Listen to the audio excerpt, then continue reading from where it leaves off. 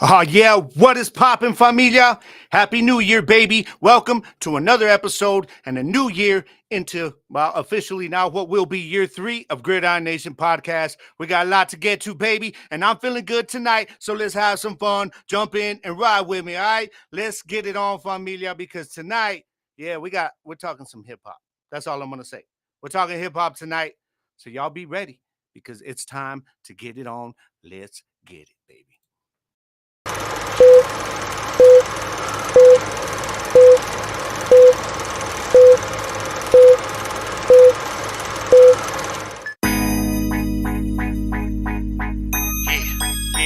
Yeah. I'm back, baby. Oh, yeah. Y'all know what time it is. Come on. It's time to get wicked with it. So go on and crank up your headphones or turn up the volume in your low ride. Yeah, 575. Come on.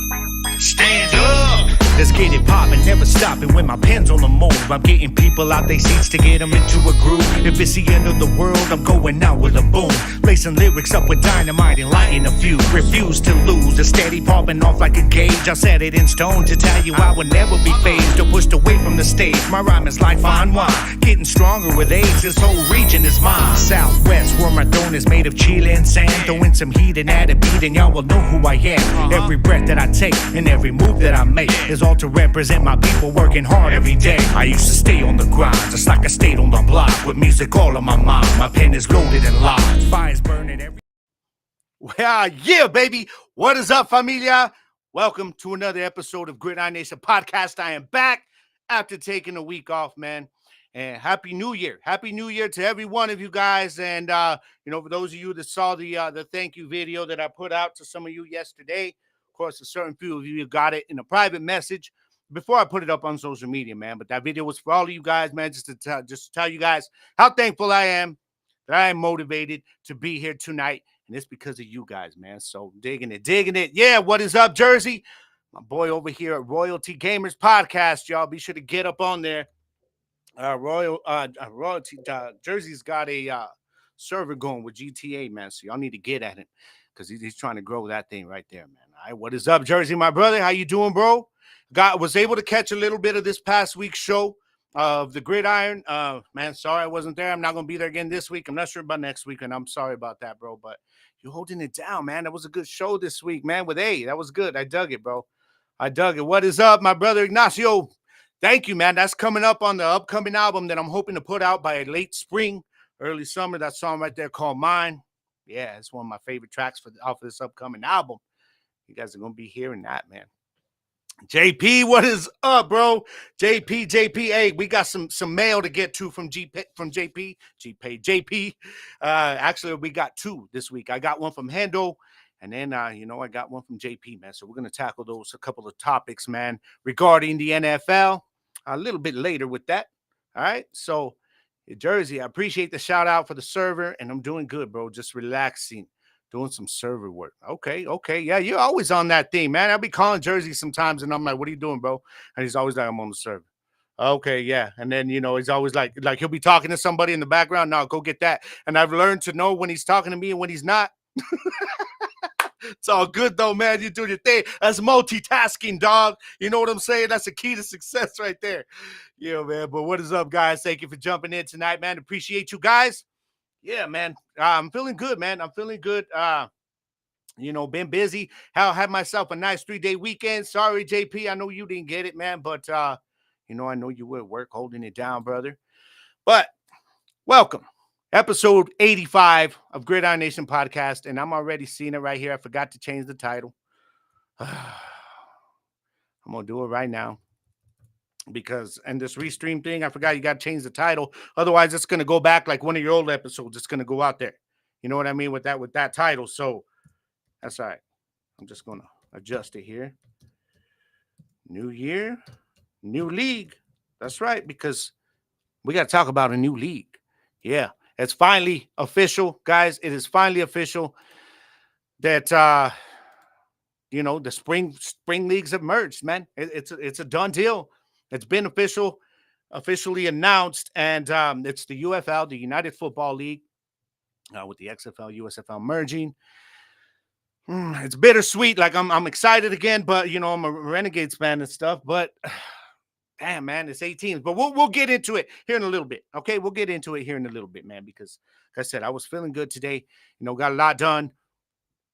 I was actually able to get some studio work in this week. I'm working on the mine in Jersey's track for the Gridiron. I got the hook done. I just got to master it up. Yeah, just got to master up the track. And, you know, I've been doing some things here for the podcast, making notes, doing some new stuff, man. So I'm feeling good today. I came in and I have this little ritual, guys. All right. It's like I come into my studio. I've done the presets like the night before, like last night or whatnot. I put them here on Restream. And you know, so everything's ready to go. And I come in here. What I do is I go out, you know, I puff a little bit, and then I'm like, all right, I get everything set up, and then I'm chilling. I put some TV on, put some sports on right here, and then you know, I have a candle I light, and I honestly got to be honest. I say like a little silent prayer, you know, to my dad, God help me have a good show, you know, and then I have to take a shot. I have this little whiskey thing. It's like a cool little barrel dispenser in here. And what I do is now, you know, because I got to be honest, guys, I get nervous before every show, especially while live stream. The recorded one's not so much, but the live stream. So I'm like, okay, I just want to make sure I have a good show. So I got to take a shot, and you know, it helps calm me down. And I'm like, all right, once I get in here, boom, I'm ready to go, man. But you know, it's okay to get nervous because it's my brother Adolfo Bobo. Shout out Bobo, I love you, brother. He says, he always taught me, you know, when I was coming up, you know, and with the bands, and I'd get nervous when I go up, and I knew I was gonna rap with the band, like the song would start that I knew they were gonna put me up for a verse on, and I'd be like, okay, I got some stuff in my head. What am I boom, you know? And then I'd get nervous. And my brother always told me, man, you know, the day you don't get nervous is the day you don't belong doing this no more. He says you get nervous because you want to put on the best possible show, you know, for your people. He used to tell me whether it's 5 people or 500 or 5,000, doesn't matter. You got to give them a good show, and that's what you want to do. That's why you get nervous. He said, if you ever stop getting nervous, you don't need to be doing it no more because your heart's not in it. All right, so I got through all that today. And then I had to throw on the hip hop music, man. And I was like, man, I just hit my Spotify on my monitors in here, and I had them blasting. And then I'm like, okay, shuffle, you know, old school three. I have like freaking 4 different playlists of old school hip hop.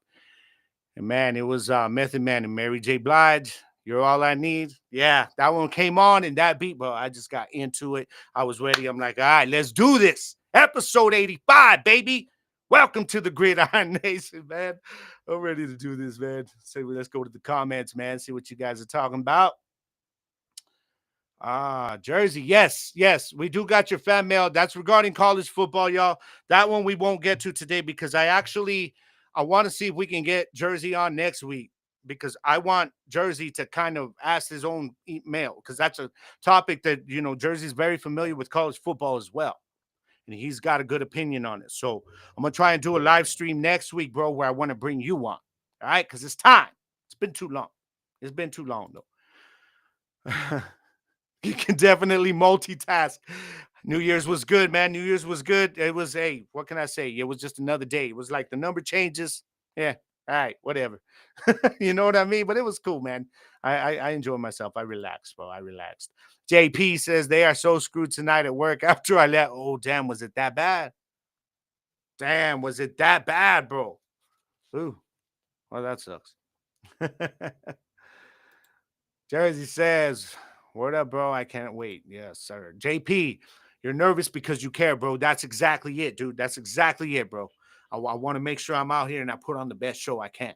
You know what I mean? And that you guys are entertained and I get your input and it's all cool, man. And it's a distraction, man. So that's what I care about. So, all right, man, let's get rolling, man. Now, I told you I was listening to some hip hop real quick. I wanted to do a big, long segment about this, all right? But it's not going to happen. It's not going to happen, but I'm going to put the question out there real quick with you guys, man. Just a few of you in here right now that are watching, anybody watching, um, if you're a hip hop head, okay, I want to know real quick. Hip hop heads, what does hip hop mean to you? You know what I mean? What is hip hop to you? What is it? What does it mean to you? What do you guys think, man? I mean, okay, if you're like me, Hip hop, well, it just celebrated its 50th birthday, technically. And if, I don't know if you'll ever really be able to pinpoint when hip hop began because it sampled so much stuff from the past. So it was almost like with all these different, from the early 1900s and on, man, that everything that influenced hip hop, even before that, it was like decades, man, decades, centuries, shit. So you can't really pinpoint it, but it's always been, with Big Herc's party, man, Big Herc's house party in October, and 50 years it just passed, and it made me reflect because I was listening to a lot of podcasts on it that were celebrating it during the year, and it made me just reflect, man, like what hip hop is to me. Okay, hip hop, man, it's crazy because I didn't start off a hip hop fan, guys. Like I started off, my brothers were into like heavy metal, the hair bands, all that stuff, Motley Crue, Ozzy Osbourne, Metallica, and I was very influenced by my brothers at such a young age. So that's what I wanted to listen to, man. Like I remember we lived on Baldwin in Missouri on the corner back across from Conley, and I had my room like full of posters. It was just, remember you would get all those posters from Hit Parrot or magazine. I had like Metallica up there and Dokken and Dio and all that stuff, man. And I remember my sister used to love hip hop and she would always want to listen. I'd be like, man, hell no. And then it was funny because we were living there at that time. It was about a year or two later after I had made my wall all crazy like that. And Young MC came out with his album. Okay, Bust a Move hit, man, and it just blew up everywhere. Everywhere you can turn on the damn radio or turn on MTV because the video was on or the song was on. And I remember my brother, Bobo, had bought home a cassette of it. The album was called Stone Cold Rhyming. And I was like, okay. And I remember like I remember hearing him play it. They had this little gray boombox. I remember it was missing the front covers for the tapes. So you had to push the tape in there and make sure it stayed there while he was playing. But I remember they would play it, he would play it, man. And I was like, damn, I was really, I think now that I look back on it, I was very, very taken by his wordplay. It was like so clever, man. I mean, this dude college education, just so clever with the wordplay. And my brother would go to a gig and I'd go in his room and I'd steal the tape and I'd take it to my room, play it all night, fall asleep. And there he'd be in the morning yelling at me, pissed off, tell my mom, tell him to stay the hell out of my room, because I got the tape. And then he would leave again and I'd take it back. All right. So I started listening to Stone Cold Rhymin'. Excuse me. Hey, real quick, side note, if I'm clearing my throat a lot, okay, real quick. It's allergy season for me out here. We live out here in the farmland, a lot of pecan trees. Everybody's burning their wood and all their dry leaves and stuff. So my allergies are really bad, really, really bad right now. I take a pill, and it ain't matter, man. It's bad, but so I've got a lot of dry throat, and I'm trying to clear my throat, and I got something to drink and down it with. You know what I'm saying? So just give me a second. Cheers, my friends. Happy New Year. Anyways. So the one song I really, really fell in love with was actually two songs. It was he had like a little intro called The Fastest Rhyme, which I remember. It was like well, Young MC, that's my name, and rocking it for you is my game and is my game. But what do you like when Young MC is on the mic and in the place and rocking it to the vicious space, the vicious lies and make you hypnotize. Yeah, I can't do that no more. But it was dope, man. And then I heard Principal's Office, and I was like, oh shit, this is so dope because you're a school kid, and then I heard I Let Him Know. And I was like, oh, to this day, that's one of my favorite rap songs of all time. I Let Him Know from Young MC. If you ain't heard it, if you can appreciate wordplay, check it out. Pull it up on Spotify, man. I Let Him Know from that. That's what made me fall in love with wanting to be an artist. What made me fall in love with listening to it around that same time was when my friend showed up with a cassette of Parents Just Don't Understand from Fresh Prince and NWA's whole cassette, the whole album. Yes, I said cassette. JP, I don't care. I don't care if that reveals my age stuff. But, so he brought it. It was straight out of Compton, the unedited. Shit. You're in freaking fifth, sixth grade. You're like, I ain't supposed to be listening to this shit. But I was listening to it, and I like everything they were saying. It was crazy to me because I couldn't believe this was a life that they were living, that they're talking about.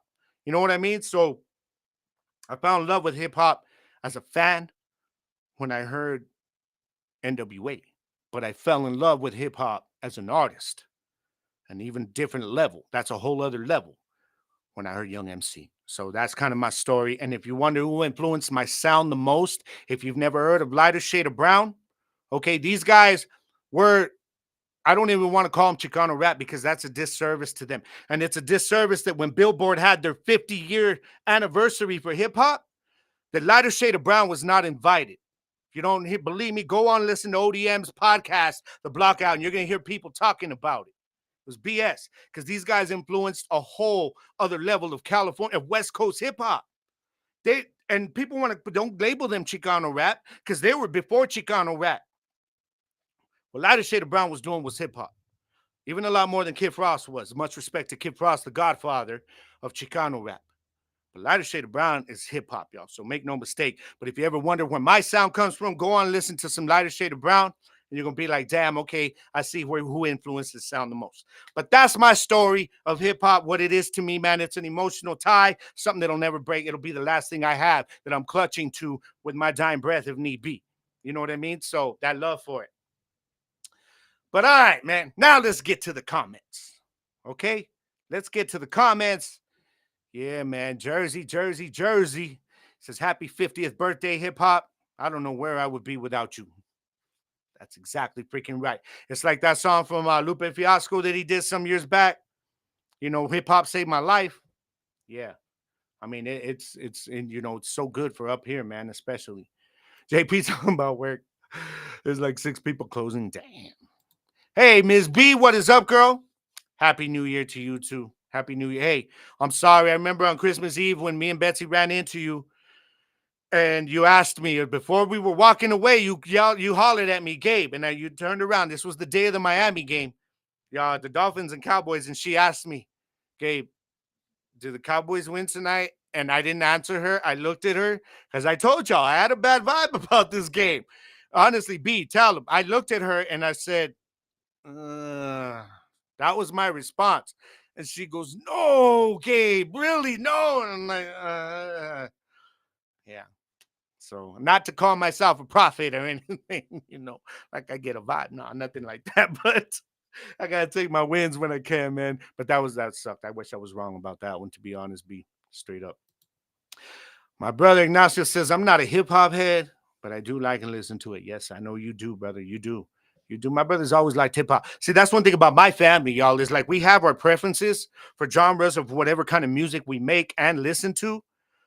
But my family, like we listen to everything. We'll listen to everything as long as it's a good song, good music. Hell yeah. Throw it in the damn playlist. You know what I'm saying? That's how we do it up in my family, man. Jersey, salute. Happy New Year. Yeah. Hey, I like my New Jersey. Poke high, baby. Al Bundy. Yeah. I don't know if you can see it, but got this through the mail, man. I was digging it when I saw it. I said, I need that. I need that. And I need to get like the Bobby Boucher jersey, from the Water Boy. Yeah. I'll be digging that. My brother Ignacio, I'm more of a rock and soul guy, but hip hop has grown into the big little brother of the music genres. That is a great way to put it. Hip hop is the biggest genre in the world now. And it was funny, y'all, because back in the 80s, when it came out, and even after it made it big, after Rapper's Delight, and the whole there's controversy about Rapper's Delight. Some of y'all may not understand that one of those, Grandmaster Caz actually wrote one of those verses and it got stolen from him by one of the dudes. But anyways, that's a whole other thing. But back then, when it got on the radio, everybody was like, okay, it's just going to be a fad. This thing's going to be out in 5 to 10 years. It's done. It's grown to become the biggest and most popular genre in the world, man. It's crazy. It is crazy. So it has grown. It has grown, man. And this is why I want to do a whole episode in honor of hip hop, guys, because I would love to just sit here and talk to you guys about shit, about the history that I know of hip hop. I've studied so much of the history of hip hop, man. That's why I have such a strong respect for what it is and for those who came before me. I mean, my favorite rapper of all time, y'all, is Tupac. But I'm like that whole, as a sports fan, your favorite team, but then the team that is probably the best team in the league or whatever. That's how it is with me. Like I can distinguish the difference between the greatest, who I think is the greatest rapper of all time. And when I'm talking about the greatest rapper or artist, it's like that's everything, not just performance or songs and hits, but your impact is probably the biggest thing.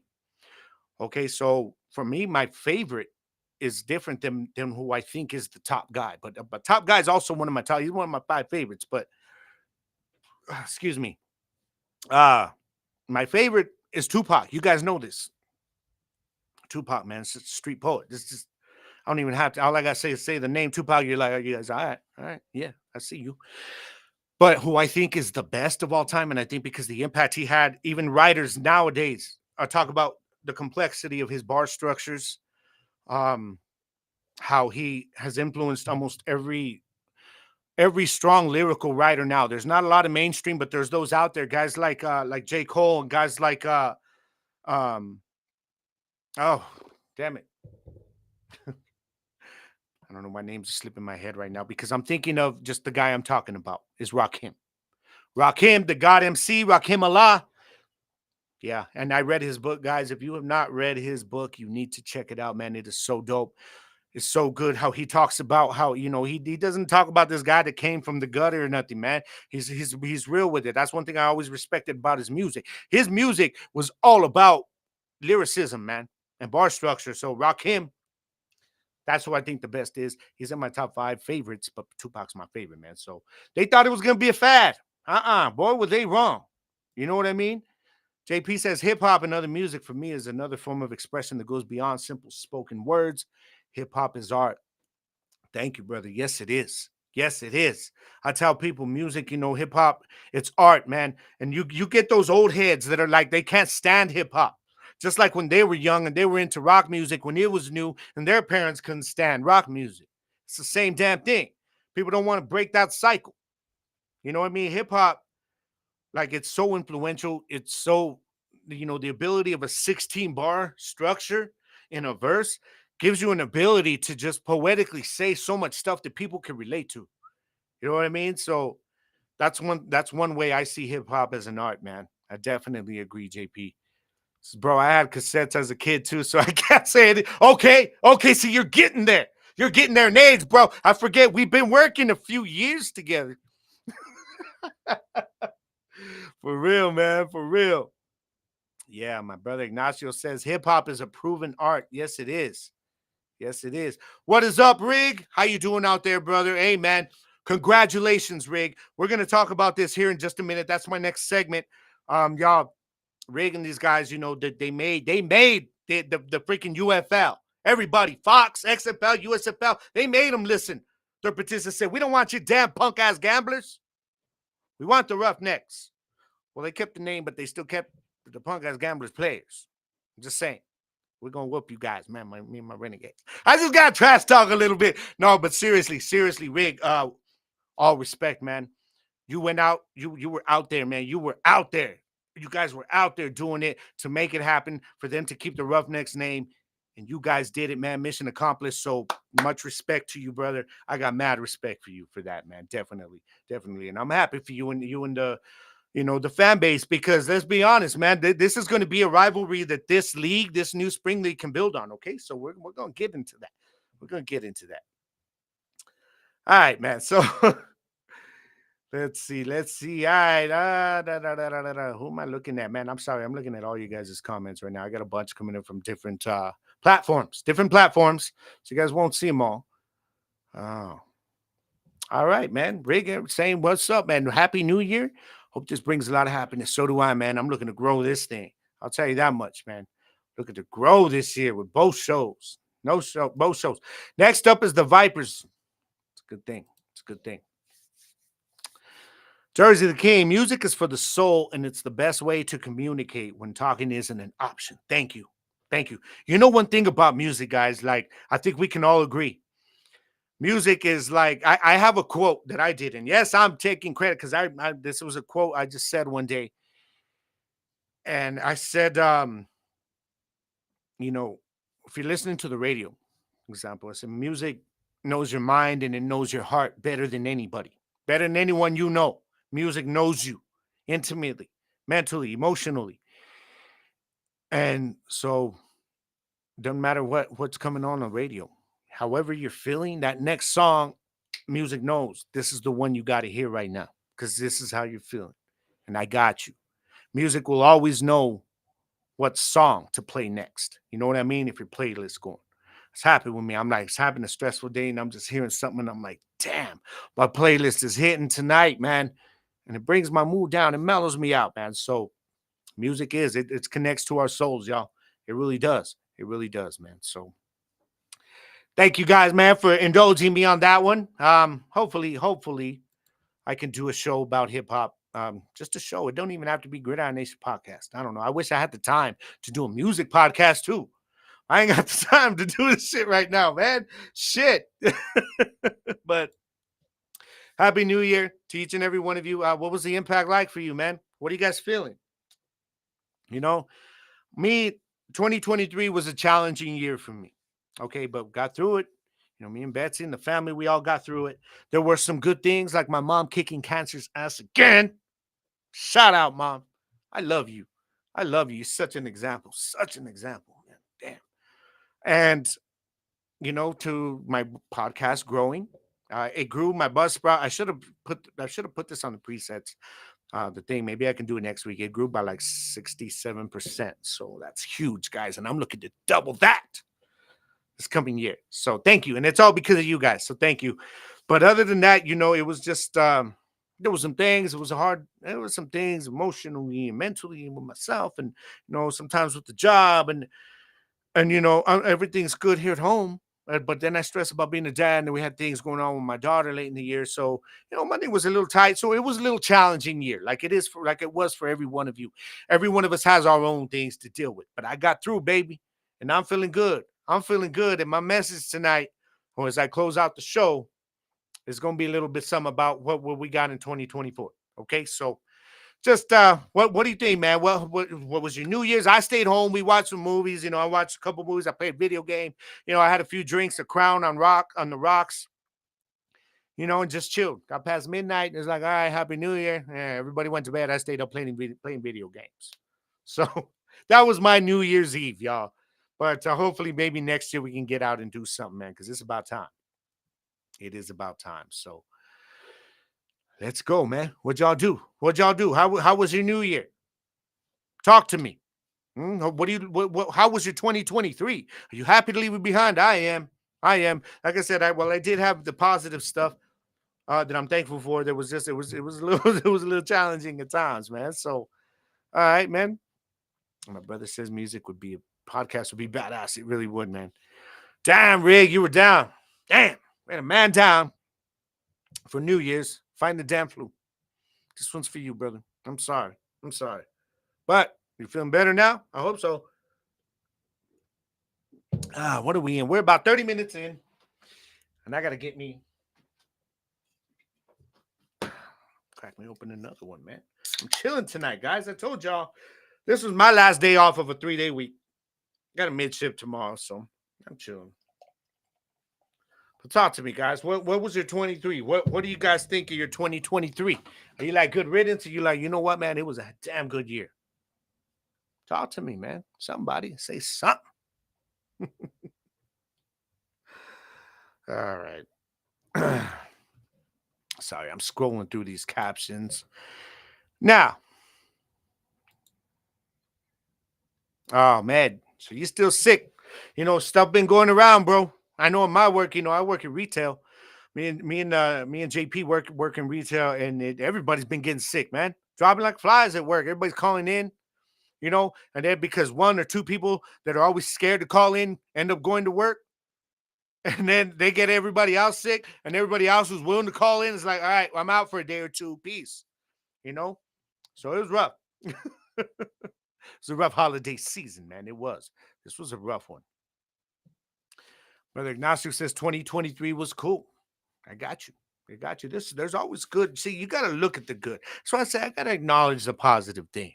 That were probably bigger than everything in the bigger scope. So I dig that. I dig that. Rig says 2023 was good, made new friends and family through the spring league. 2024 is going to be better. You're absolutely right, bro. And that, you know what? You're right. Thank you for saying that, Rig, because yeah, that's more positive for me to look at. I'm sorry. I don't know why I didn't see it that way too. Like, 2023, me and Jersey hooked up. You know what I mean? And we make each other better, like on the show, man. And it's fun. And he's helped me take Gridiron Nation to another level. So that was a big positive. And through Jersey, through all of that, I got to meet Rig. I got to meet everybody from the X Fan Legion, which is now, I guess it's going to be what the U Fan Legion. And I'm thankful for that, man, because it's helping me up my game. You know what I mean? So, yeah, I'm glad you said that, Rick. That's dope. That's dope because you're absolutely right, man. That's one good thing to look at. 2024 is going to be better, brother. We're all going to work together now. It's going to be on. Spring League. It's going to be on.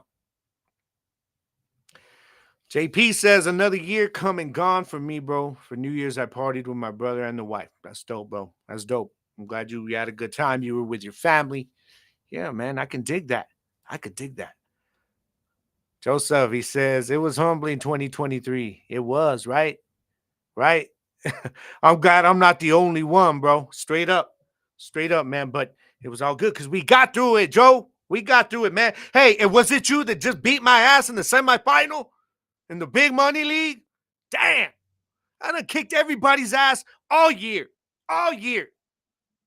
And then in the damn semifinal, everybody on my roster decides that they want to take a damn nap. I think it was you, Joe. You're hide and Zeke, right? That's your squad. Respect to you, though, bro. You won. He says, that's right. Damn it, bro. I was killing everybody all year. I finished like 10-2 in that league, man. Damn. But I could still win my money back in third place, so I'm going to make sure I put in the right roster this week. It ain't going to be against you, but good luck in the championship, bro. If you beat me, you better get that damn championship. All right, Joe? I was a little worried, though, going into that this week, man, because you had your roster. That's why. And then after Flacco had that game Thursday, I said, shit. Yeah. JP says, y'all are right. 2023 was the first year I've been in that fantasy championship, even though I lost. Yeah. Hey, bro, but you know what? Your roster was injured all year. But you were plugging your bench in and out, and it was like you kept most of your guys. And JP limped all the way to the damn championship. And it took him like, I remember, was it me and you, right?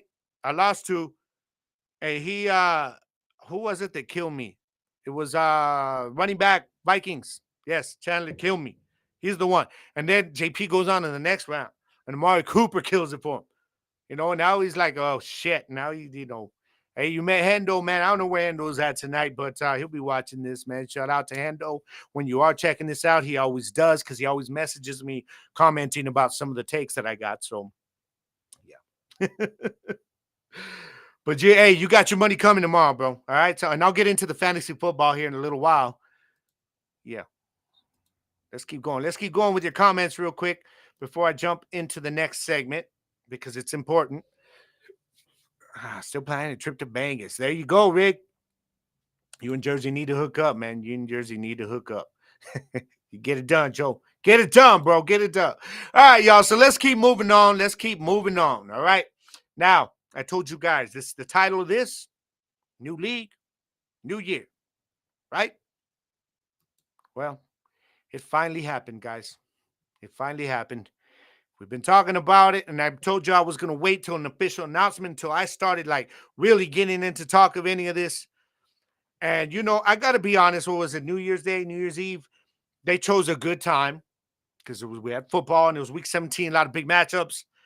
And they took Fox Football, man, and they got The Rock on there and Danny Garcia. They set themselves up for a big stage. I think it would have been better for Christmas Eve because I think there were more people watching on Christmas Eve than New Year's Eve, but yeah, I mean, you could have done it before the Cowboys game.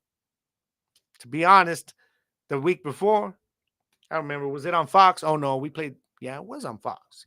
You would have had more eyeballs. But anyways, got to give him props. They finally got this done. The United Football League, guys, I'm not the happiest about it. And I know Jersey too. You're like, okay, but you know what? We're going to support it, guys, because we have to try because I want more teams in this league. All right. It was a merger. It should have been 16 teams, all 8 teams from each freaking league. And instead, they basically cut them in half and they put them together. Yeah. That's downsizing, dog. You go from 16 teams to 8 and 1 league? Nah. But I'm going to give it a chance because my Renegades. Yeah. My Renegades are in there, man. So I have to. I have to. All right. So, but the big thing I was talking about with Houston is it's almost like at least they heard the fans. They listened to you guys, Rig, and all of us. They heard us all. They saw the comments in social media. You know what I mean? They heard everybody talking about why in the hell would you get rid of the Roughnecks for the Gamblers who were trash. And the Roughnecks were good. Roughnecks with a much bigger fan base. Everybody in Houston's yelling, Roughnecks, Roughnecks. The USFL for a while was like, no, we want to keep the Gamblers up in here. So they listened to that at least. But from what I'm seeing is it's going to be that bad Gamblers team with the freaking Roughnecks label on it. I don't know. I do know Wade Phillips is gone. He is now the coach of the Brahmas, San Antonio. So let me break it down for you guys really quick, okay? And then I'm going to go to the comments with your guys' thoughts because I know Rig, Jersey, you guys got your thoughts on this, man. So okay, the 2 conferences, guys, are the USFL conference and the XFL conference, which I think is freaking absolutely stupid. Why? Come on. I don't like those. They should have just rebranded the conferences, man. Just make up some new shit. I didn't like that. But anyways, I'm nitpicking here because I can't, because I'm one of the people that supports this thing, because I've been telling every single one of my listeners since I started this show to watch spring football. So I can nitpick. We can, guys. It's okay. It's okay. So, but anyways, all right. So in USFL conference, we got the Birmingham Stallions, 2-time champions. Overrated. Memphis Showboats, Michigan Panthers, and Houston Roughnecks. All right. But was formerly the Gamblers. I know y'all don't want to hear that, but can you honestly, like, is that not legit to say Houston Roughnecks, formerly the Houston Gamblers, because it's the same team? I'm just giving you a hard time, Rick. I'm just messing with you, dog. I got to, man. I got to. But it's all love, though. It's all love. XFL Conference by defending champion Arlington Renegades. Well, they won't be defending the XFL championship, but they are the XFL champions. Arlington Renegades, St. Louis Battlehawks, San Antonio Brahmas, and the DC Defenders. Very strong lineup, especially with Wade Phillips now coaching the Brahmas. This conference, y'all. When I look at the other conference, and guys, we all watched both leagues, okay? While I liked what I saw in the USFL, the presentation on the field, the game on the field, the XFL, because of their few weeks being able to have camp and get ready, it took about 3 or 4 games for some of these teams to start getting their chemistry and rolling. And by the second half of the season, man, we saw teams like the Battlehawks and Sea Dragons, come on. And even Arlington, once they got in the playoffs and Bettis took over that offense, they changed everything.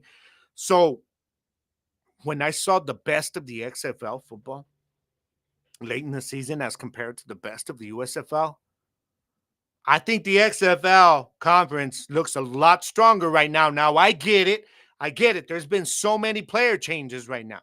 But a lot of the main guys are coming back to these teams, especially like when my Renegades, with Bettis coming back. Oh, it's on.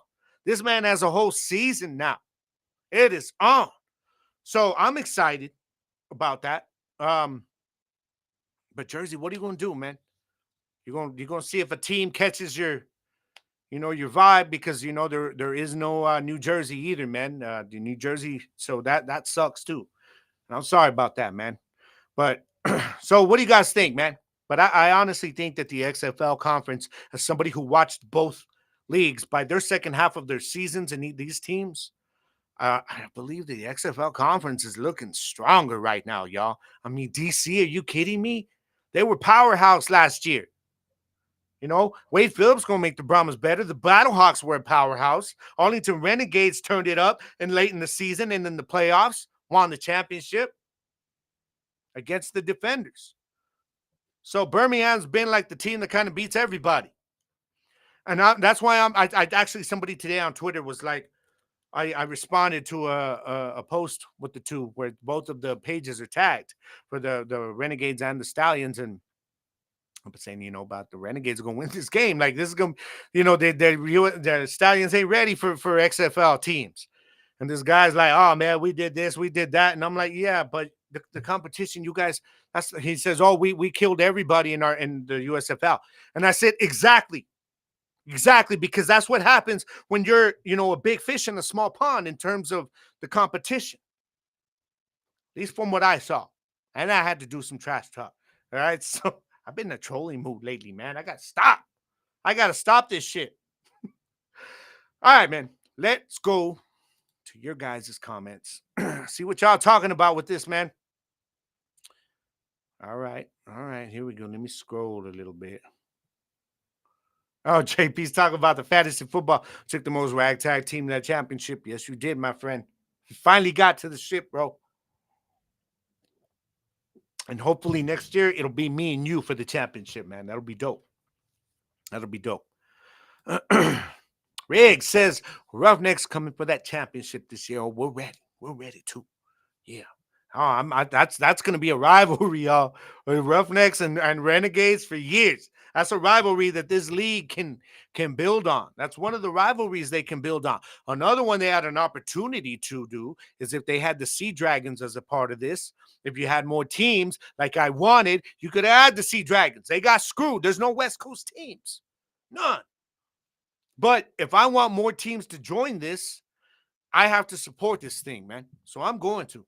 As much as I hate that it's only 8 teams, I still think they're already off to a bad start with that. But whatever. I'm going to support the hell out of it, though. Straight up. And Roughnecks, man, we'll see. We'll see. All right, man. So we ain't done making noise yet. I got you. They're talking Vegas next, trying to get the Vipers back. Yeah. My brother Ignacio says, guess I'm going to have to pick a new team. He was a Sea Dragons fan, man. It sucks because I think that team deserved to be in this league. They really did. Man. Good fan base they had. Could have been, the West Coast representing out there, the new league in the West Coast. Chris says, go Michigan. Damn you cheating ass freaking Michigan Wolverines. They're going to go and win a championship for what? For like in the next 2 months when the NCAA investigation ends. And they're going to be like, yeah, so that championship y'all just won, give us that back. We're stripping you of that. What's up, Chris? Thanks for jumping in tonight, man. I had to mess with you, man, because you're cheating ass coach. I'm just saying. All right, talking about this merger. Jersey says, I knew they were going to do that with the conferences. I'm not feeling it all that much. Yeah, I wish they would have just changed the names. But I do think, what are you guys saying? Do you think which conference you think looks better? You and Rick and my brother Ignacio, you guys watched both leagues. Am I wrong? Do you disagree? Hey, girl. Hey, tell your man to jump on. Oh, let him know. Do I need to tag him? Do I need to text him? Tell me. I'll do either one. Let me know. Get your man on the damn show. Where is Angel, man? Straight up. He knows I was on. He liked the post earlier today. Okay? All right, man. So Jersey says, so if there's a still chance for the Vipers to be back next year and have a new home field, I hope so, bro. Because I want to be out there, man. We need to have a game with the Vipers in Arlington. You know what I mean? So I can meet you out there in Vegas. Yeah, man. That'd be dope. This has not been revealed yet, bro. And as far as right now, guys, okay. The only thing that's been revealed right now is the first game. Okay.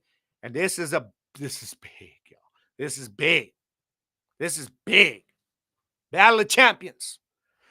Okay. The 2023 USFL champion, Birmingham Stallions, will be taking on the 2023 XFL champions, my beloved Arlington Renegades. It does not get any bigger than this to start it. This was smart. Marketing-wise, everything, y'all. Everything. You're even seeing it. Like, I'm like, damn. Like, are you guys looking at the graphics jump? Like, any of you that follow the new UFL or any of the teams that are still in their pages, their social media pages, they're all posting up these graphics that the UFL is putting out, like for this game. And I'm like, damn, this merger just stepped up their freaking social media graphics game. It's insane. They're throwing out some dope shit out there. But this game's big, guys. The two champions, I'm like, let's freaking get it on. Let's get it on. I hate the damn Stallions. They're the damn Eagles to me. I don't care. I said it. Yeah, they are. They're the Eagles of this coming, because they're fans. If you guys don't follow their damn pages, then you would understand what I'm saying. They're the same damn type of fans as the Eagles. Damn Birmingham Stallion fans. Make me sick. This game's massive, guys. So that's March 30th, bro. That's all we know so far. They haven't put out nothing with the rules. They haven't put out a schedule yet. And if they're smart, I'm sure they've got a date already where they're gonna either start leaking the schedule or just put the whole thing out there. I'm like, just put the whole damn thing out there. And it could be at the beginning of the NFL playoffs. It could be Super Bowl weekend, playoff. Who knows? Who knows? But they're gonna pick a big stage again. Okay, this was very smart the way they announced it this past week, man. It was dope. It was dope. So we don't know whose rules they're going by, though. Jersey says it does suck that there aren't any West Coast teams or Northeast teams, and I'm pissed. They didn't move Breakers to Portland. Yeah. And as a Breakers fan, I would have supported them in Portland, too. You know what I mean? So, that's Breakers were a good team, man. It's a good team. I think so, too, man. I think so, too. Washington they killed it last night, y'all. Y'all don't understand. No, I know I had so much coming in today to talk about that and I watched the damn game yesterday, and I'm like, I'm taking notes, for everything for the show, and I completely forgot to put in my presets as one of the segments, and I'm like, damn, I already got it full day. So, but it will be Washington Huskies and the Michigan Wolverines cheating asses up in the national championship game, and I hope Washington puts a beat down. Yeah. Chris says, calm down. I ain't calming down, bro. I'm feeling good tonight, man. Listening to some music earlier to get myself pumped for the show. So I am chilling, bro. I'm chilling. I'm not calming down, but I'm chilling. I'm chilling. My brother Ignacio says, I was a Michigan Panthers fan, but there are some other teams in the XFL that I like much better, including the Renegades. Yeah. I know you did like Michigan in the USFL. Man, I think it's the market there that they saw that they were started getting turnouts, that the UFL said, okay, we got to keep this team. We've already got the field for next year. It's ready to go. So let's just do it. So, yeah, I see that. Okay, she says to text them both, man. I got it. Hold on, y'all. I'm gonna text Angel here. I'm gonna text him, and when you're gonna listen to the show right now, dog, I'm gonna tell you, I'm disappointed, dog. Disappointed. Gotta give Angel a hard time. The live stream is on. Where are you? Where are you?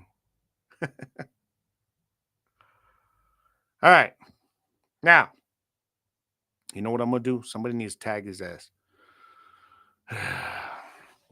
Let's keep rolling on, y'all. Jersey says, to be honest, the XFL conference is going to be better than the USFL conference. I agree. I agree. It just looks that way. It just looks that way. You know what I'm saying? So, I don't know, man. Sorry, I'm trying to multitask here. I got to be honest. I ain't too good at multitasking. Jersey, could you help me out, bro? Please. I know you do multitasking a lot better than me, dog. I need some help. All right, hang on. I'm messaging Angel right now, hitting all platforms.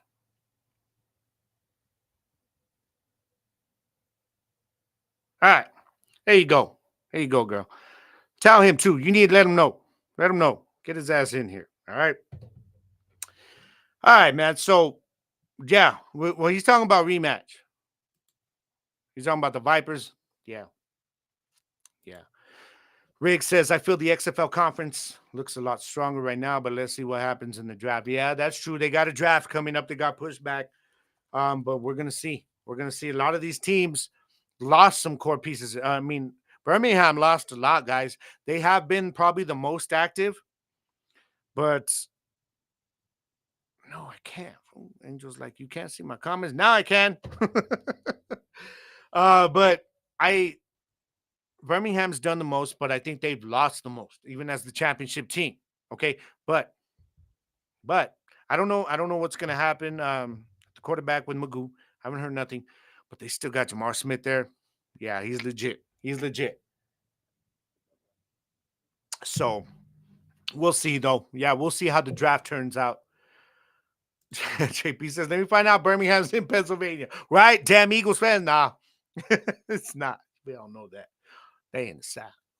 Yeah, in the South." Angel says, "Oh, where are you, Angel?" He's talking about Happy New Year. He just texted me. No, I ain't seen your text. Now I see your message. Now that you just got in here, your girl already called you out, dog. She told me. She came on here and said, "You better get his ass on here. He don't know you're on." I got mad love for your girl right there, brother. Yeah. She had my back on that. That's dope. So, all right, man. So now let's keep rolling, man. What else you guys think? Rick says mid-January, I feel, will be an announcement we're waiting for. Yeah, and I think that makes the most sense, Rick, to be honest, because NFL playoffs are going to be in full gear. You know, the ratings are always extremely high. You know, especially when you've got teams like the Chiefs in there with their fan base and the Cowboys and their fan base. If they're relevant, it's even higher. And I'm not saying that like because I'm a Cowboys fan, you're just bagging. I'm just being real with it. I'm just being real with it. But either way, the playoffs are high rated anyway, so it makes sense for like a schedule announcement to just come through that way. You know, during the playoffs for the NFL. So I agree. Michael Penix going to go for 500 passing yards. Damn, dude. That boy, oh, man. That boy looks good.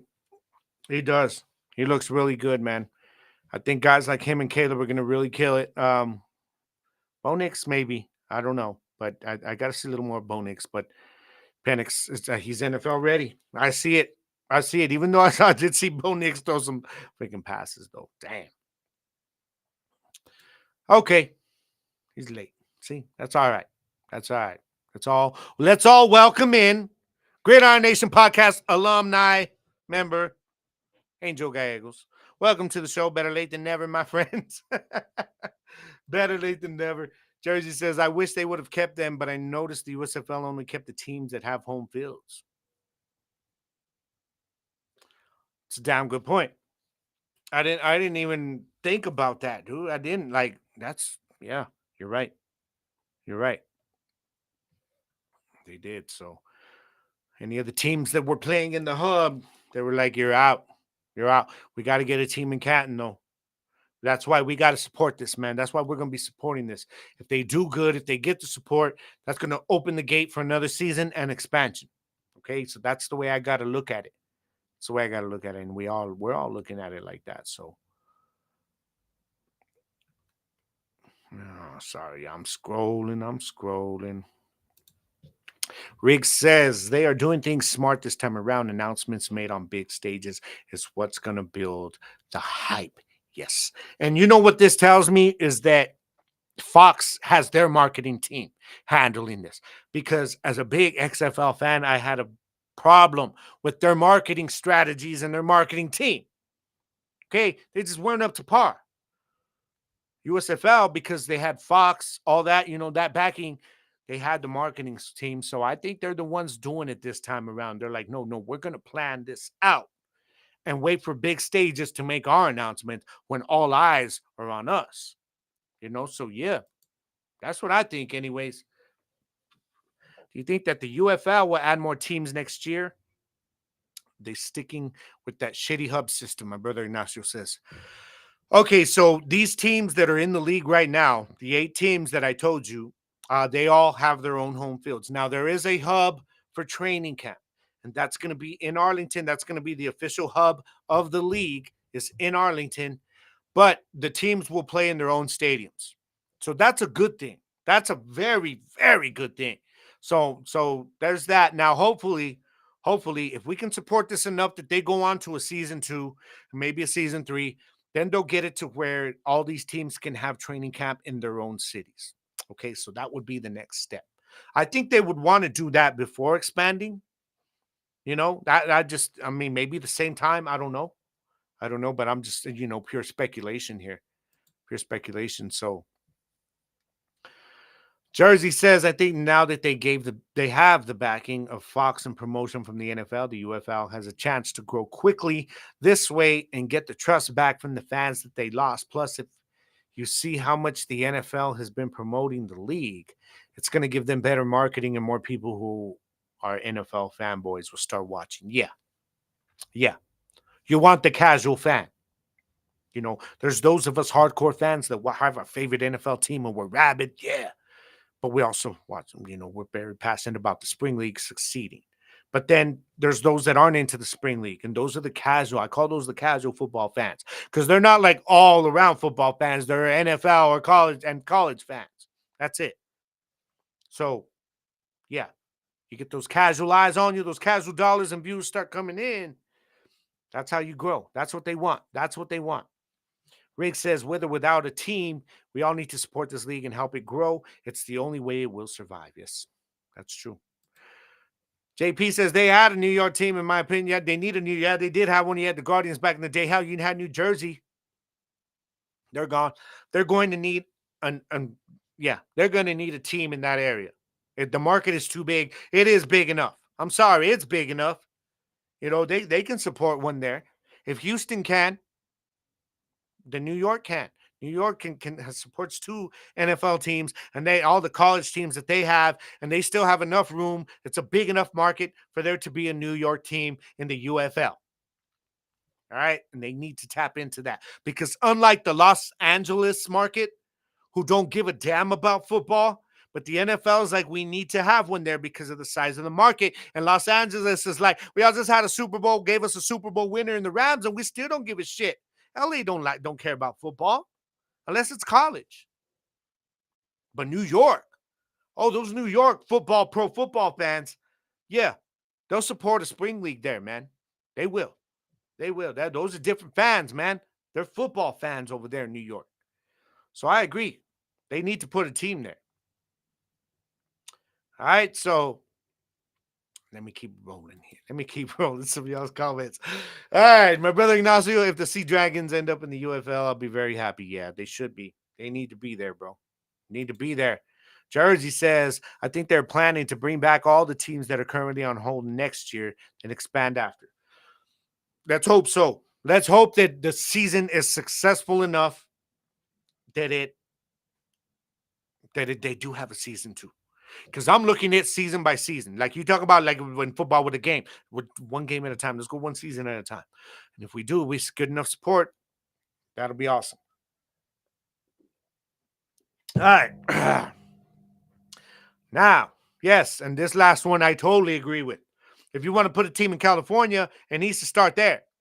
San Diego, put a team out there. Maybe the Bay Area, Oakland, at least in Northern Cali, but Southern Cali, San Diego.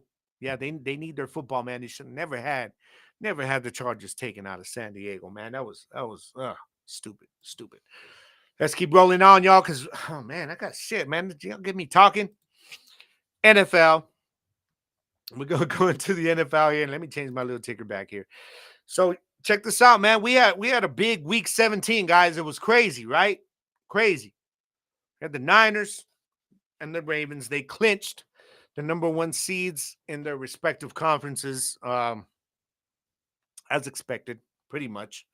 Niners, though, I know the score didn't indicate it, but kind of that first half, Washington gave y'all a little bit trouble there, but eventually the talent won out, and y'all went on to win the game. So they clinched with Dallas beating the Lions. Like Jimmy said, how about them Cowboys? And, of course, with that beautiful, beautiful performance that Kyler Murray and the Arizona Cardinals put on Sunday. Thank you for that. America thanks you for that, Kyler Murray. We thank you for beating those damn Eagles. It was freaking hilarious because I heard it all season long from Eagles fans. All season long. Well, at least we didn't lose to the Eagles. I mean, I always countered back with at least we didn't lose to the Jets, but still, I mean, to the Cardinals, they said, I said, at least we didn't lose to the Cardinals. At least we didn't lose to the Cardinals. Yeah, we didn't lose to the Jets. But now it's like, wait, what were y'all saying? Y'all were at home. And then I get some people saying, but it was Kyler Murray, not Dobbs. Yeah? Kyler Murray without who? His wide receiver one? Uh-huh. Yeah. Don't be acting like Marquise Hollywood Brown was there. Because he was not. And it wasn't in Arizona. It was on the road, all the way over, across the country to the East Coast. So don't give me that. It was freaking hilarious. I don't care. I'm laughing, man. Cry Eagles cry. So that basically with the Niners win, with those two teams, the Lions and the Eagles losing, and basically the Niners win, they locked it up. That's it. Ravens clinched as well with the beat down of the Miami Dolphins, man. Damn. Dolphins fans, where you at? Where you at, man? Damn. That was ugly, y'all. It started off like really competitive for like one quarter, and then it stopped. And then that was it. It was like everything changed, man. Odell Beckham's out there making plays. Isaiah Likely, in the absence of Mark Andrews, has stepped in nicely. I mean, he this dude's finding himself a spot on this offense. He is. And, Zay Flowers, all these guys are making plays. And then you have Lamar Jackson, who is such a problem, who I think when you watch everything, guys, if you watch the all 22, he has to be the most difficult quarterback to defend because of what he does with his legs, because he's got an arm that he can gun it downfield on the run. It's crazy. He makes plays, man. He doesn't always put up the big stats, but a lot of what he does is with his legs. And I mean, I can't take that away from him. So right now, this did put him firmly in the MVP lead. A lot of people still have Brock Purdy in there. No. And a lot of people have McCaffrey in there. I got that. You get hurt, didn't have me again. I needed you. I needed you this week, McCaffrey. Fantasy football. Damn it. I'm just saying. He got hurt, but wasn't able to come back to the game. And Dak Prescott had another great game. Over 300 yards. I mean, dropped some dimes in this game. Made a hell of a play. I mean, people want to look at that 92-yard pass that he had to CD Lamb. Well, it wasn't like it was a little slant route, and CD Lamb took it 97 yards to the house. Excuse me. Dak Prescott gunned this thing on the run. He turned what was essentially a sack, got out of it, got away from the pressure, on the run, gunned it downfield. Deep ball. CD Lamb got open. Bye. Peace. Dak Prescott put on an MVP-like performance the other night, regardless of what the score shows. And I think he would be a number 2. Call me biased or not. I don't care. But what he's doing, the way he's playing, it's up there. So, but I'm not saying that he should be the MVP. Lamar Jackson should be and will be your 2024 NFL MVP winner, a 2-time winner after this, because regardless of what happens in the playoffs, I know the award doesn't come until the end of the season with the NFL honors, but the MVP award is an award that's given to the player for what he is, for his value, what he has been during the regular season. It's literally defined as that.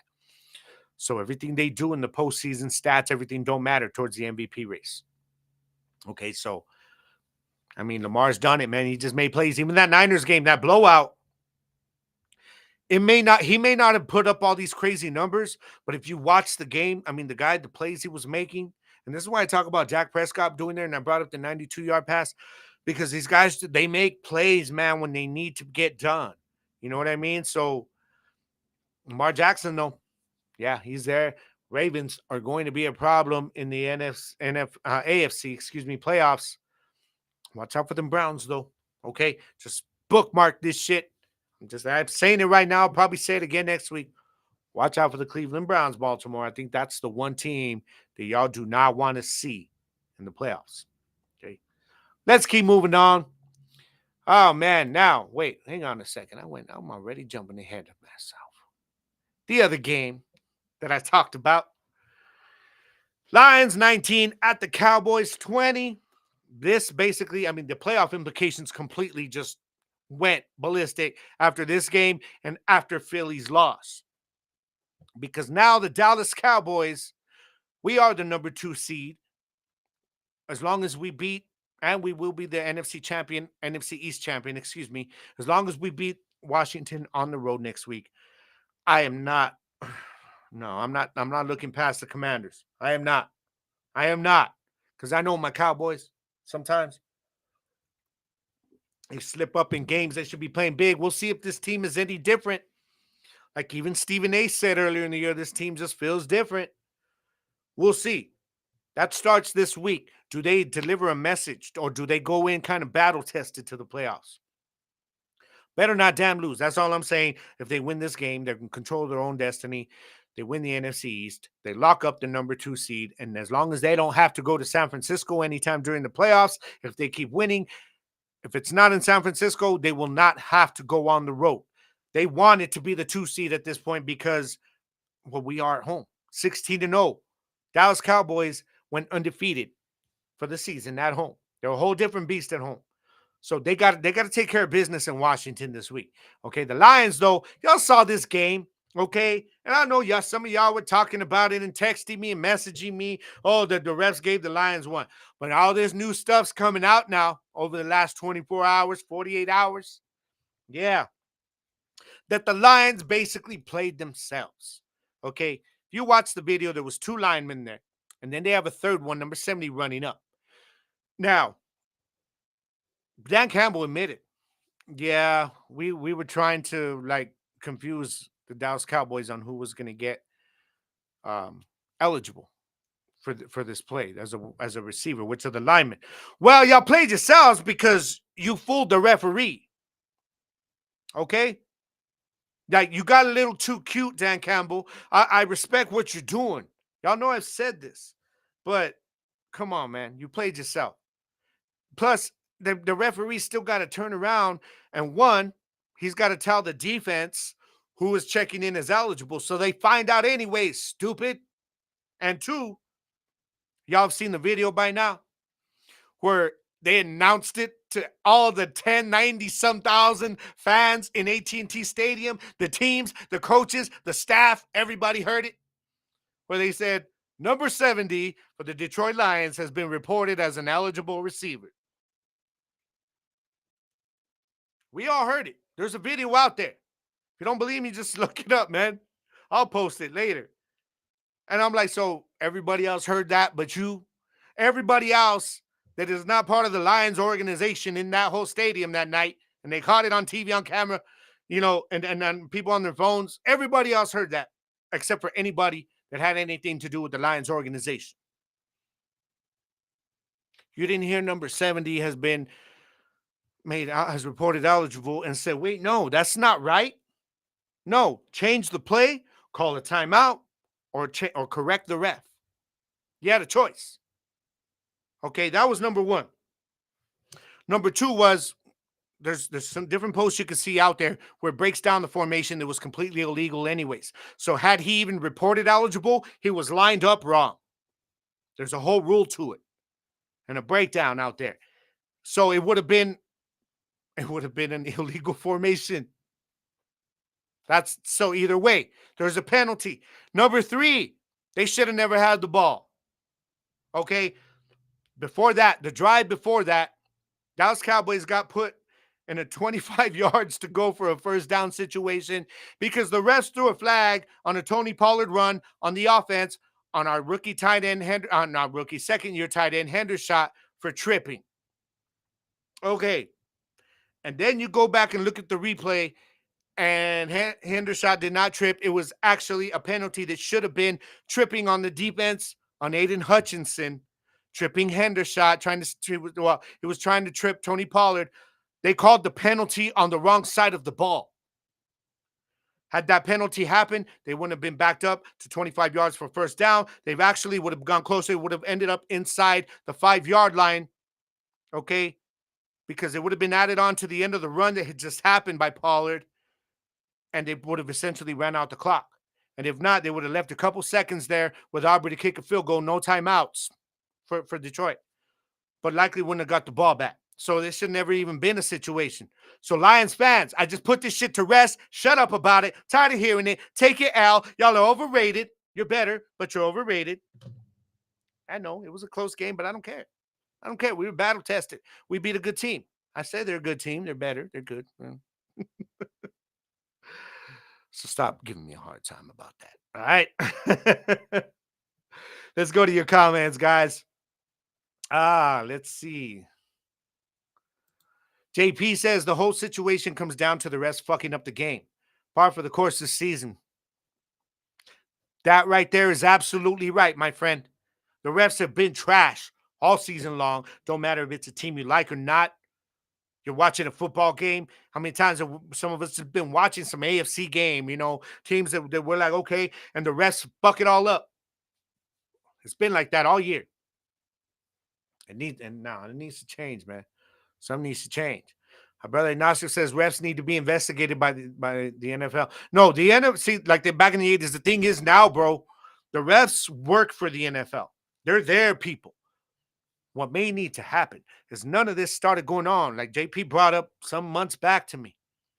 And he says, all this year, it just didn't start getting this bad until gambling became a part of the NFL.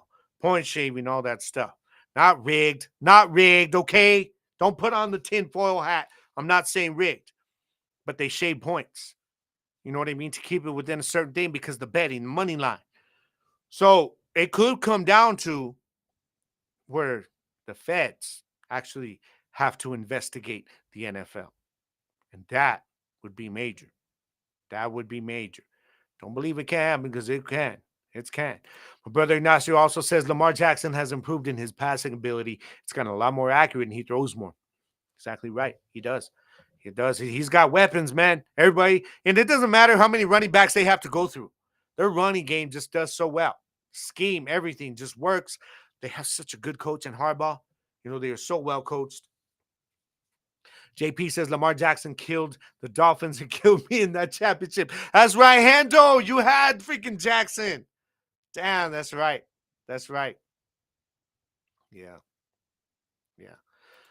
Mike Tackett says, now we're talking spring league here. Okay. If New York ever does get a team, please do not play at MetLife again. Yeah, that was bad. That was bad. That was a bad one. That one in it was like, remember, it was a Veterans Stadium in Philly? Yeah. But yeah.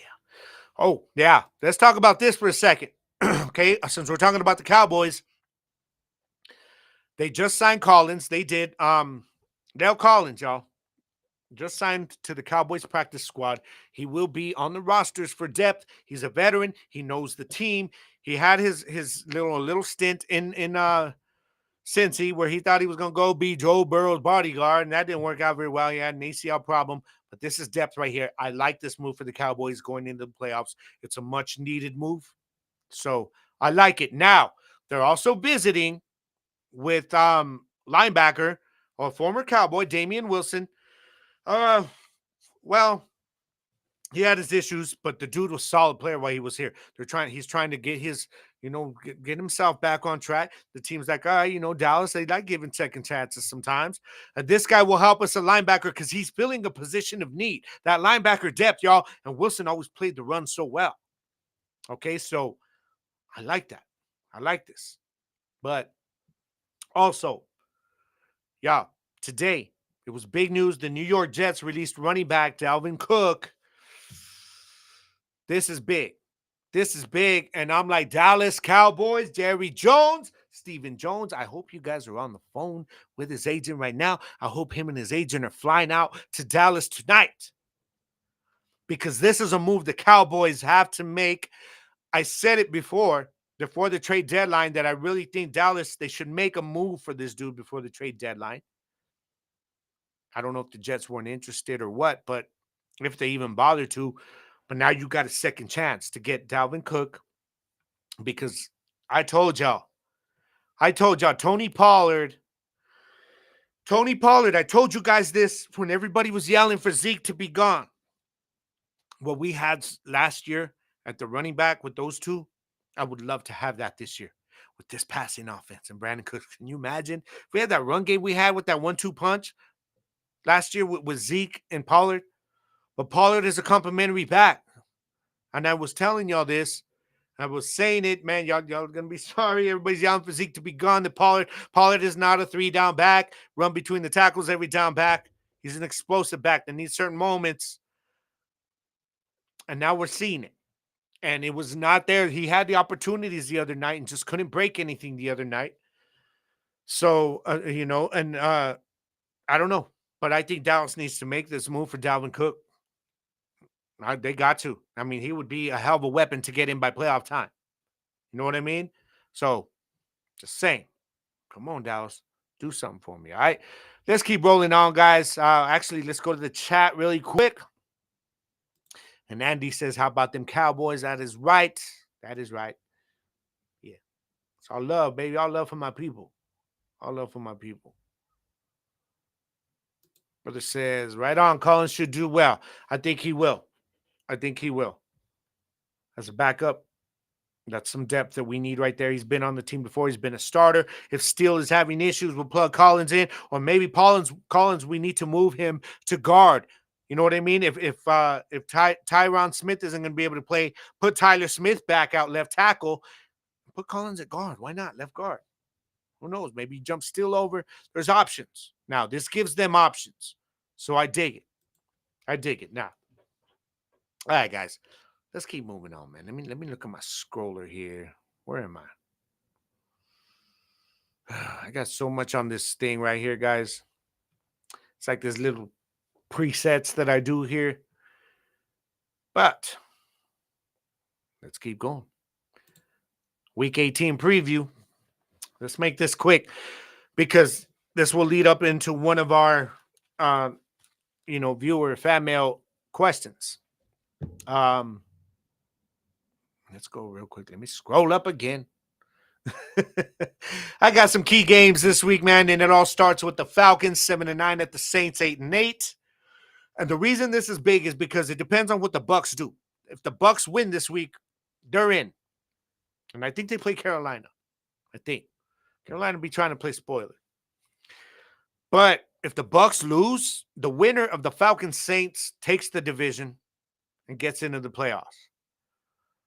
So I saw what the Saints did on the road against the Bucs last week. That was the one prediction I did get wrong from my 3 main predictions last week.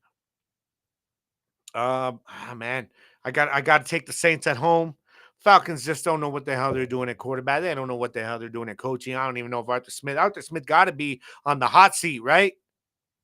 I don't know, but I think the Saints, man, after what I saw against the Bucs, that's the team I expected to see all damn year. We've only seen it every once in a while this year, Derek Carr. So lock it in next week. But we'll see, man. Y'all got to hope the Bucs lose because if Baker Mayfield plays the way he's been playing before last week, maybe it was just one bad game, then y'all could be in trouble. But we'll see. Now, game number 2, this one is big. This one is big because the Dallas Cowboys, as I told you guys, with a win on the road in Washington, they will clinch the NFC East Championship. And I don't want to say more importantly, maybe, I don't know, or just as important, should I say, they clinched the number 2 seed. And for a team that really is their best at home, this is what they need. This is a team that if they can win 2 games at home, they could. They could. I've been telling you guys this for a few weeks now. Okay? No fronting at all. The Dallas Cowboys, this is a different team. Since the bye week, this is a different team than we saw in that first meeting with San Francisco. Okay, if you're a Cowboys hater, you may not see it that way, and that's okay. But if you look at everything from the stats, everything just, if you see the product on the field, they've been more consistently than not, you'll know what I'm talking about. Now, Niners been up and down too. So I think this is a team that if they can get some big wins at home, 2 big wins on home in the playoffs, and they got to go to Santa Clara, if the Niners don't slip up, I think it could be a different story. But I don't know. I'm okay. I'm looking too far ahead. I am. Not looking past the Commanders. That was looking past the Commanders, wasn't it? Damn. Nah. Okay, Cowboys, that is why it's so important, though. Lock this shit up. man. Just do away with the Commanders, hated rival. Just brush them to the side, slap them around, let the line go crazy. Let CeeDee Lamb go crazy for a half. Let's lock it up by halftime. Bench everybody. Go the hell home. I got the Cowboys winning. Do I say I got them winning big? I don't care how they win. But I think if they can lock this thing up by halftime, the Eagles will know this. They'll be benching their players by halftime if the Cowboys are up big. And we'll see. We'll see. But I think the Cowboys win this game. 10 points. Is that enough? I'll take it on the road in a big game. It is a big game. There's a lot of pressure on them in this game. All right. So Bills at the Dolphins. Wow. This one, AFC East title on the line, I believe. Man, what do you guys think? We saw what the Bills did to the Dolphins before. You remember when the Dolphins, what was it? They put up like 72 points or something like that on the Broncos. And then the following week, they went to Buffalo and got a beat down. Well, now Buffalo comes to their house. Miami's going to be looking to get some shit right, man, after that beat down they just took. They're licking their wounds. Okay? They didn't have Waddle. That's a big, big weapon to not have. I think the Dolphins hold this one down at home. Bills need to win this game. Dolphins have already clinched. So, but I think the Dolphins want this title. They want that division title. They want the seeding.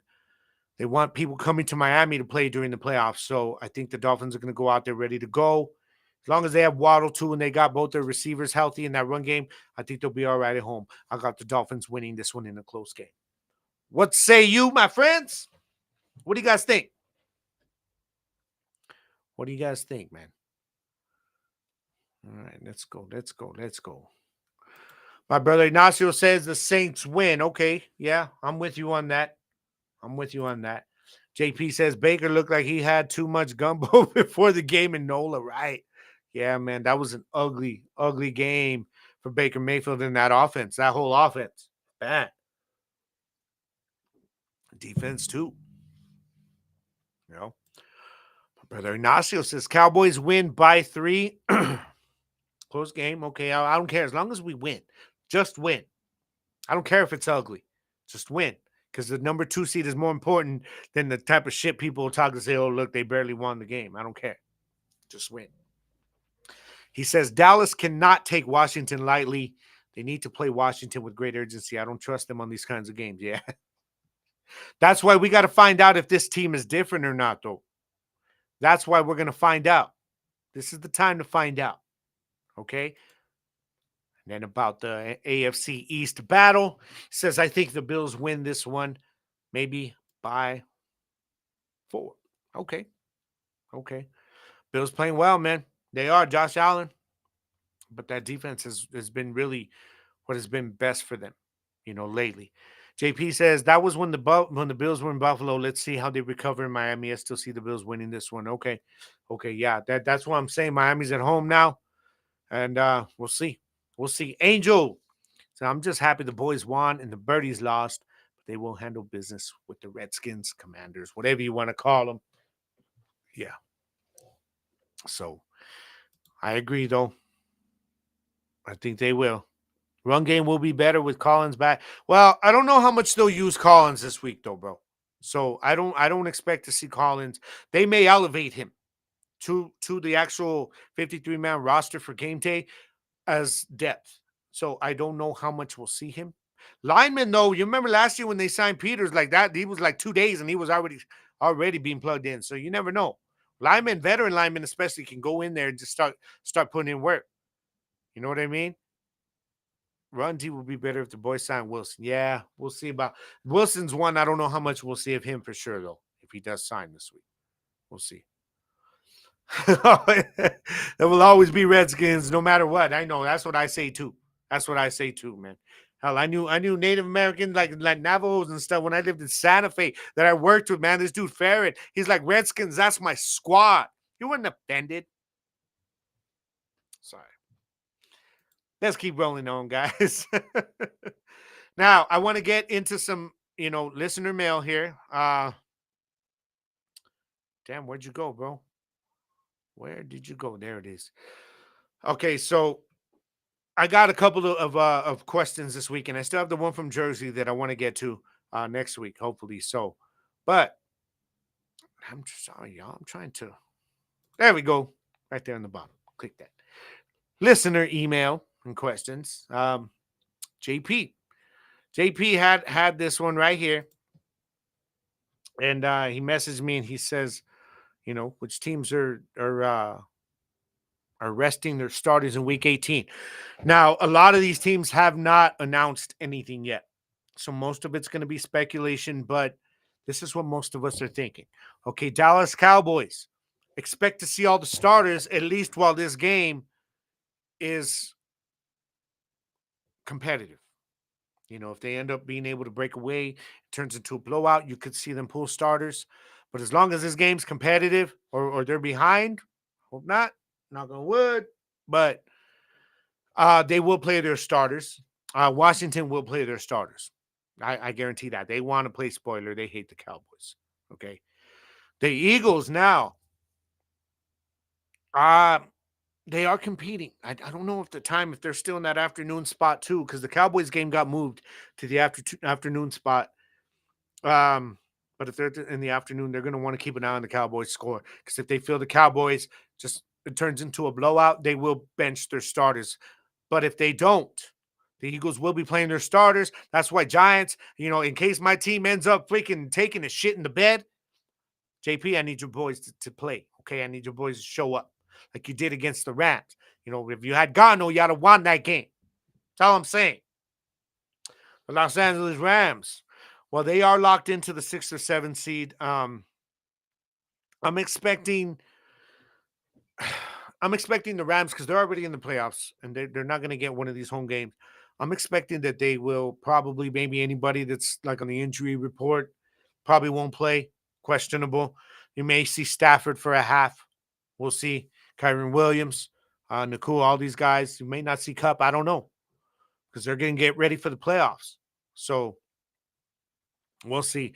Now, the Dolphins, because they're playing for the 2nd seed, they want this game.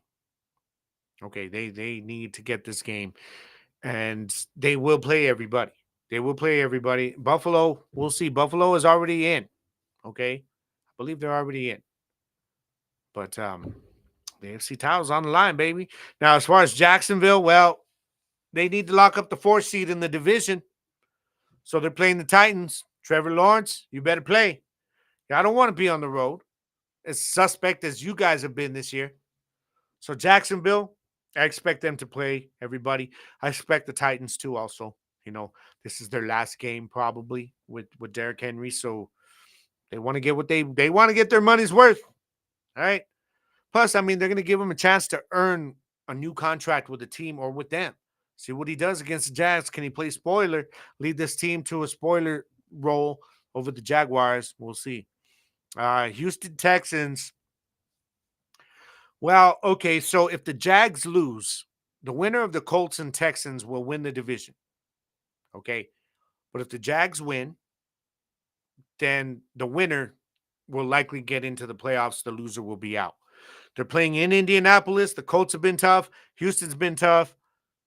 I expect both teams to play their starters and to go balls to the wall, man. They're going to go at it. So it's going to be a good game, though. I don't know if I'm ready to predict that. I like the Colts at home, maybe in a close one. But CJ Stroud, I don't know. It's hard to go against him. But Minshew's got so many weapons. And then Jonathan Taylor back healthy. So I like the Colts. Why not? I know Jersey will disagree, so we'll rig. That's okay. The Steelers and the Ravens. Now, to be honest, the Steelers could get in even if they lose, but basically if they win, they're in. So I expect them to play everybody. But it's not going to be easy. I mean, it's the Ravens now. The Ravens already locked up the number 1 seed. So you may not even see Lamar Jackson. You may see him for a quarter. It may look like a preseason game. Never mind. The Ravens love winning in the preseason. So they take pride in that shit for whatever weird reason. So we may see him for a half. OBJ may not play. They got nothing to lose. They're locked in as the number one seed. So, but the Steelers need to win. So I don't expect to see Baltimore. If Lamar's playing, I don't expect to see a lot of him. Yeah. So if you're still in the league like me that has a 2-week championship that goes into the last week, which is freaking dumb as hell, I'm in the championship. But if you have Lamar Jackson, you may not want to start him. I wouldn't. I wouldn't. Tampa Bay, Carolina Panthers, Bucks win. They're in. I expect them to start. I expect everybody for Carolina to start. Yeah. So that's one I expect. Packers, Bears. Yeah. Packers win. They're in. That's it. It's a rival. Bears are going to be trying to play spoiler.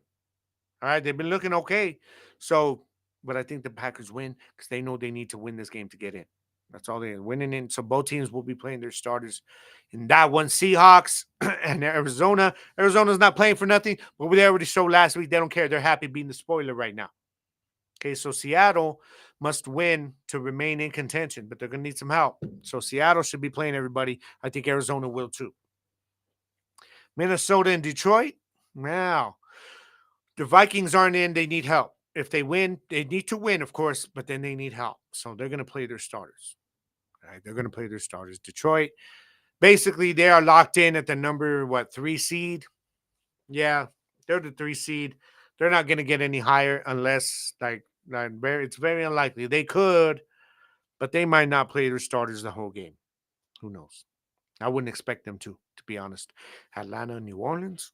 The winner of this game, I would say, will win the division. I already went on that one. So that's the way I see it, bro. I think a lot of these teams have something to play for, so they will be playing a lot of them. So I hope that answers your question, dog. Make sure I did my research on that. All right. Need a drink. He says, JP says, the Giants played exactly as planned, bro. We showed we could win, but still preserving that draft pick. Yeah. Yeah. True. What is up, Mike? Thank you for jumping in tonight, man. He says, Gabe, Happy New Year, my brother. Great to see you, my friend. Mike, I hope you and your wife and your family, your kids had an awesome New Year wherever they're at, man. And for you and your wife up north, hope you guys are doing good up there. I know it's cold up there, man, in Rio Rancho, but hope you're doing good, Mike. I appreciate you. Appreciate you. JP says, appreciate the answer, bro. Yeah, there you go. There you go. So let's keep rolling on, guys. I got another question here, and it comes from Hendo. Okay, came through email, and he says the level of parity in the NFL has been inconsistent at best over the last decade. How do you see it, better or worse? I see it just like you said it, inconsistent. Sometimes it's better, sometimes it's worse. Now you still have your teams that have been relevant for so many years. Okay, the Chiefs obviously, have stayed there. The Eagles have been up there. The Cowboys have been up there.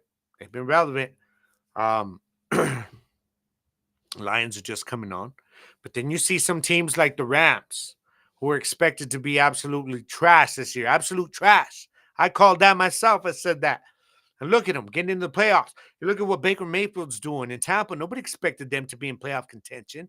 And here they are in a position to win and in.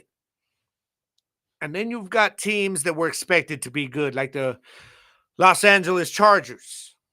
Okay, we saw the shit show that was. We saw what happened in Denver when Russell Wilson came over and what that's been. Okay, and we saw what happened with the Jets, just off one player getting hurt. As big a player as Rodgers is, it shows you what little things can change the parity in the NFL. So personally, I like the unpredictability.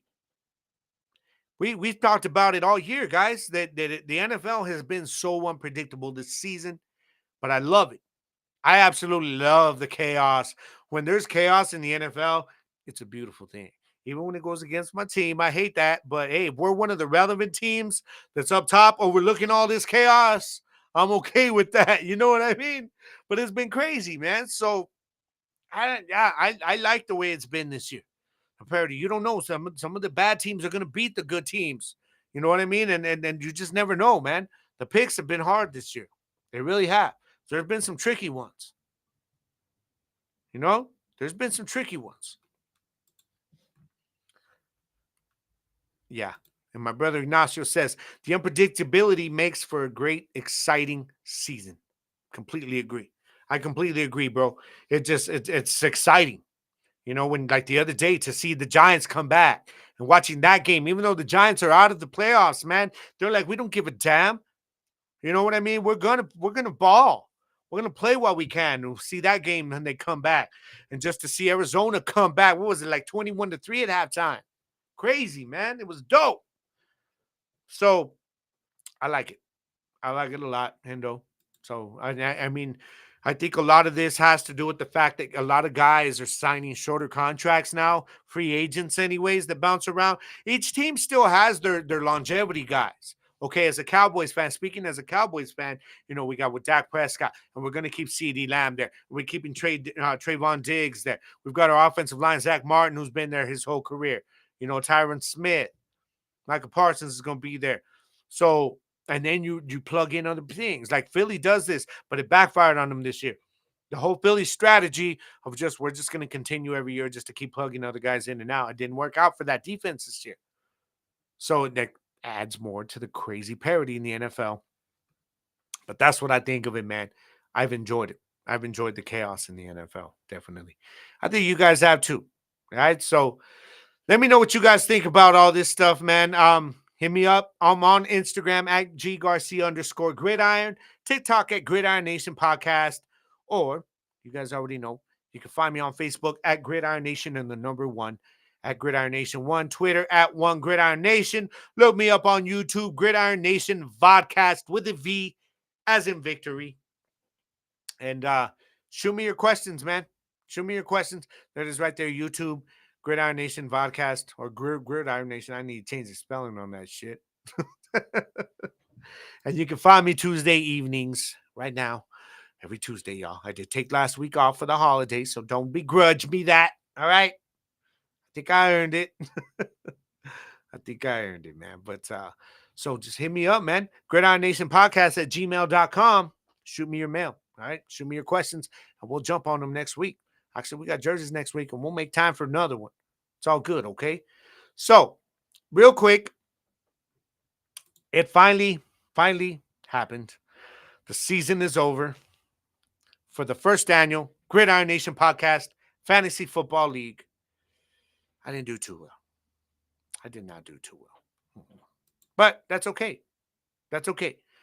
Because everybody played well. Everybody had good rosters. Y'all drafted well. Everybody made moves, during the season to help their teams. And I still look at my roster and I'm like, what the fuck happened? I have no idea. I really don't. But I will. JP says, I can't believe this motherfucking thing. Say he earned quality time with his family. I know, right? Are you kidding, fool? What you think? Chas on the show. Do your weekly show. But let's go to the final standings here, man. Army of Champions, John Walker. He wins it all. I wanted to do like a gift cards, all the stuff for that, but I'm not going to be able to, but you will be getting a trophy. Okay. And I know Angel, you gave me his number. And John, if you're if you're watching, Walker, if you're watching, I'll get in touch with you, man, and find out where to ship your trophy off. All right, man. So congratulations, man, for winning this thing. Team Gonzalez, Isaiah, second place. I'm sorry. This wasn't a money league, so I ain't got nothing for you, bro. But as this thing grows, I know you're still going to compete every year because you always draft well. And Triple P, Puro Pinche Party, Jose, he came in third. Team Gallegos, Angel, your first time doing this, man. Much respect. Came in fourth. Team JP in fifth. Whedon Boys, Jersey, came in sixth. We're So Purdy, that's my brother, came in seventh. Bobo. And Wise Guys came in eighth. That's Fleric, and holy crap. There I am. Oh, El Jefe at number 9. I'm telling you guys, man, my roster was loaded. I don't know what the hell happened. And then Team Portillo, who's only in 10th, I probably would have been in last, except he stopped tracking his league, his team during the season. So congratulations to you guys. Thank you guys for all playing this year. And I'm probably going to add 2 more spots next year. Okay. And then I'll up the prize and stuff like that, man. So, but for just the first year, I thought it was pretty good, man. So congratulations to every one of you guys, man. Yeah. And appreciate every one of you. Congratulations, John, for winning that. And sorry, y'all, I'm still scrolling here.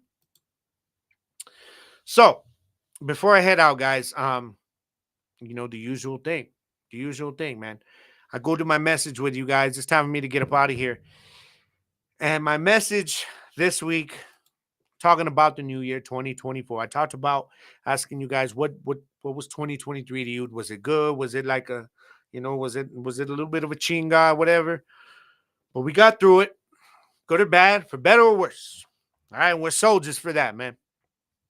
Every one of you is a soldier.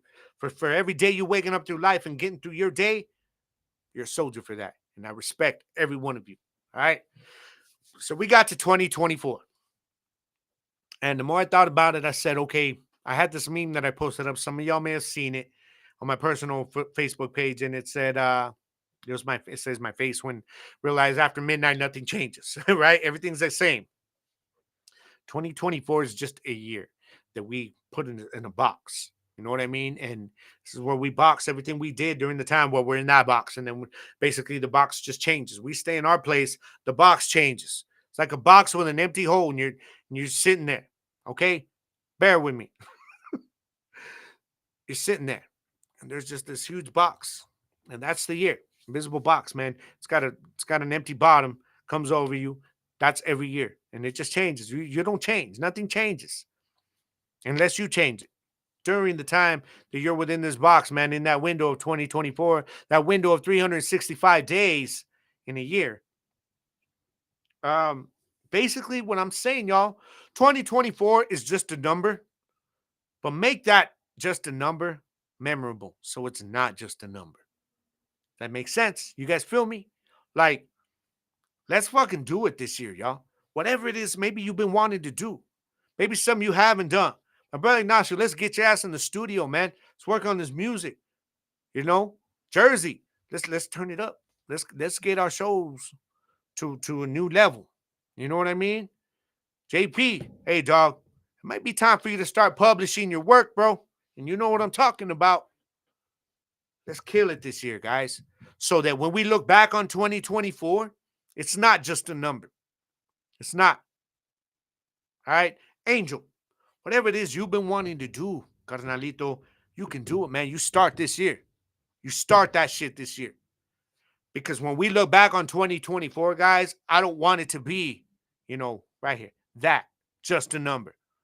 I want it to be that memorable in a positive way for every one of you guys and for myself. So let's do it, y'all. Gridiron Nation Familia. I'm getting ready to get out of here. But y'all just be sure to kill it this year, man. And if you need my help for anything, I'm going to be right there to help you guys kill it this year because y'all are on here every single week helping me kill it. And let's do this shit together, baby. You know what I'm saying? That's all I got to say about that. That's all I got to say about that. All right? Ms. B, Happy New Year to you and your family. Thank you. JP, no. He said, hold on. I know we're jumping away from the message, though.